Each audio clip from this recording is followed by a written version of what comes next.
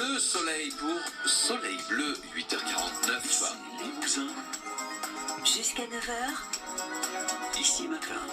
Noël, ce n'est pas que les cadeaux, les guirlandes ou les marchés, c'est aussi la tradition des contes qu'on partage en famille, au coin du feu ou sous la couette. Vous l'avez là, l'image, l'ambiance de Noël.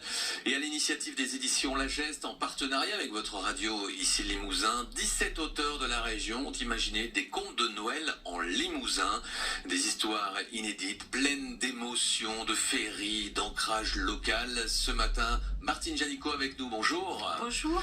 L'une des autrices, vous êtes notre invitée. Alors déjà, à savoir comment est né ce projet collectif autour de Noël et du Limousin, 17 auteurs, 17 contes. Alors il est né en début d'année, même voire en 2014, puisqu'en 2014, il y avait déjà eu des enregistrements sur votre radio. Ouais. Donc cette année, au moment des vœux, l'échange de vœux avec notre éditeur, Romain Audin, qui soit remercié, Ouais. il a eu la générosité d'impacter, de dire oh, on va peut-être faire un recueil, qu'en pensez-vous?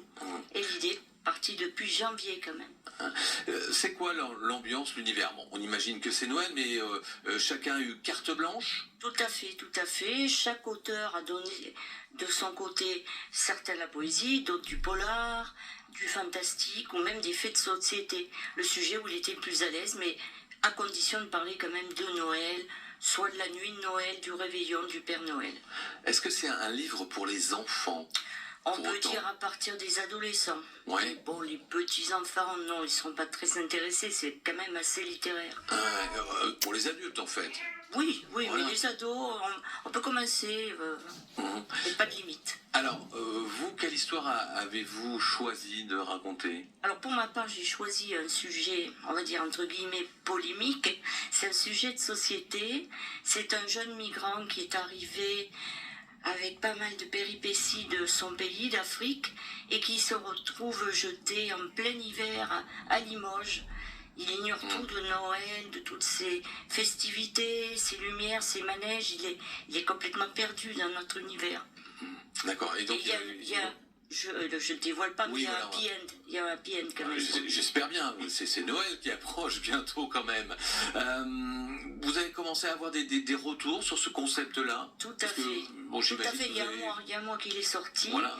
On a commencé les dédicaces. Donc samedi dernier, on a fait, on peut dire, carton plein chez Anecdote avec François Tocco, puisque on est toujours en duo, voire Ouais. en triple, pour parler de ce recueil, de ce merveilleux recueil. Et vraiment, et puis la cerise sur le gâteau, c'est que les droits d'auteur sont reversés au secours populaire. Voilà, c'est ce que j'allais dire. En plus, c'est un livre solidaire.